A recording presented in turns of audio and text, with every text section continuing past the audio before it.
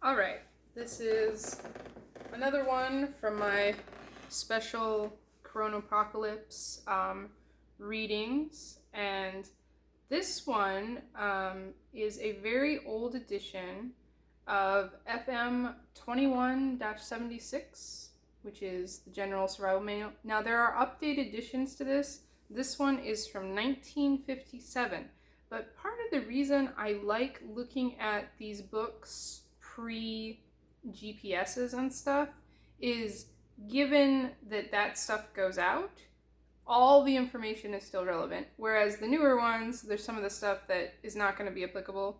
And I just find the time warp to be quite fun. So any of your FMs, especially regarding field survival, are awesome if you can get your hands on them. And they're mass produced and they're out there.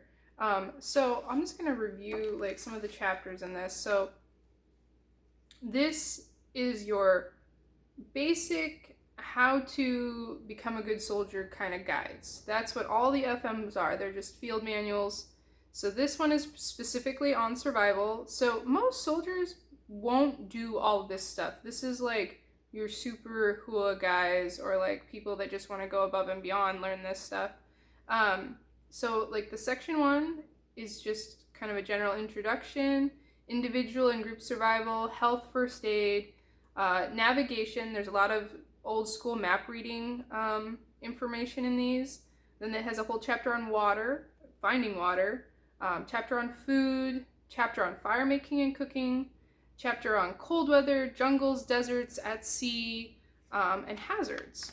So I'm just going to read the intros to water and then to food, because I don't think that the intros, as far as combat, are relevant to what I'm kind of trying to promote with self-sufficiency. Like, I mean, I guess it's relevant to know how to fight your enemy, which is fine if that's what you're up to, but for the most part, I'm trying to promote some just comforting self-sufficiency ideas.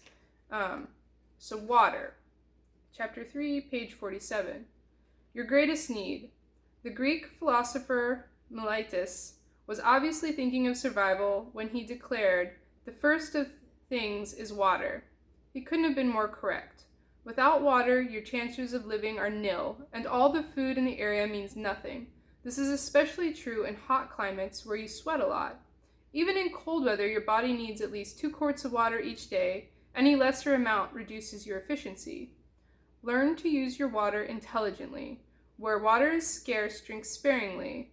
When you are extremely thirsty or you are hot from exercise, sip small amounts of water at a time, but drink your fill.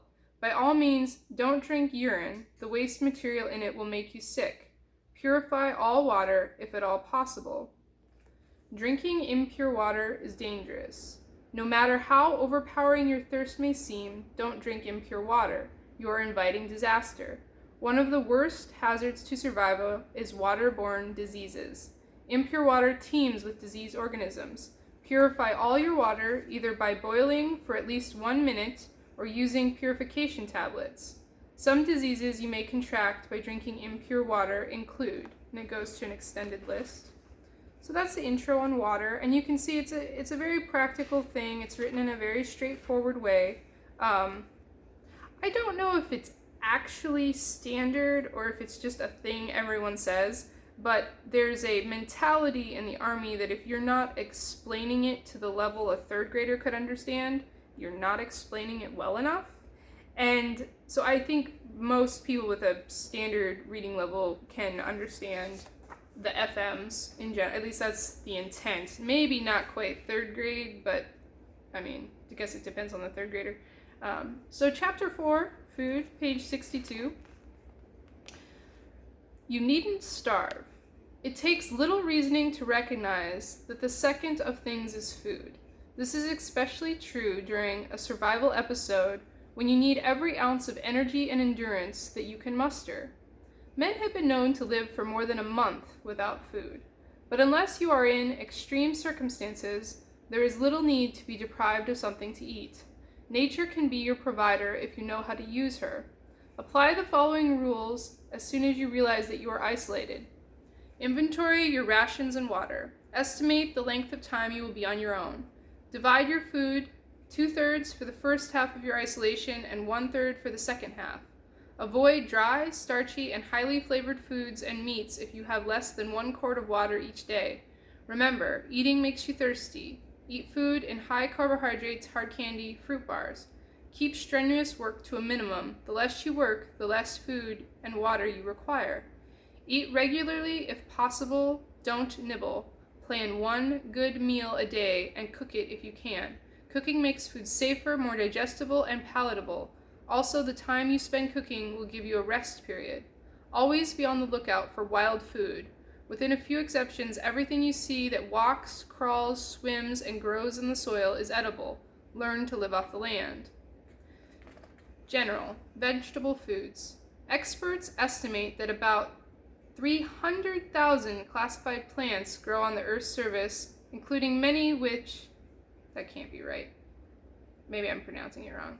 Including many which grow on mountaintops and ocean floors. Of these, 120,000 varieties are edible. Obviously, you won't be able to learn about all the edible plants from reading this manual. If you know what to look for in the area which you find yourself stranded and identify it, you can know how to prepare it properly. You should find enough to keep you alive. You may even surprise yourself with a delicious meal. And then it goes on, and it has very nice illustrated guides on how to find edible plants. So this is a illustration of an edible wild potato, and it goes further into like many edible roots. And there's just pages and pages of edible plants. And I want to get to I think half this book is edible plants and how to identify them and tell the difference. But then it goes into basic fishing with no modern tools, all stuff you could make or find in the wilderness. Types of frogs that are edible. Even goes into how to eat an alligator. Goes into building snares. And then it goes into an entire chapter on fire making, cooking in the wilderness. And I mean, this is pretty standard Boy Scout stuff, but if you've never done it and you don't have any experience with it, having some type of guide like this that is going to be available to you with or without the internet working is just comforting. Like, this is how to build the basic shelter.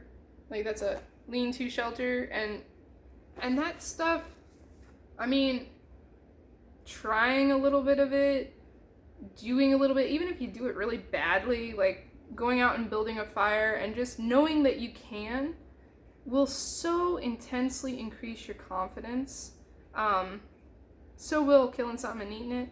And I know that may bother some people, but like, just even if it's just a fish, even if it's not because you want to make a meal out of it, just catching a fish and cooking it and eating it and be like, yep, I did that. And once you've done it, you'll see it's not that hard. And maybe you wouldn't want to do it, but you could. And so that's the field manual. I really think the field manuals are one of the best things if you just are an average Joe and you're just trying to, like, if you want something that's kind of all-inclusive and easy, like, you know you're going to be able to read it regardless of your history. That's what the field manuals are for.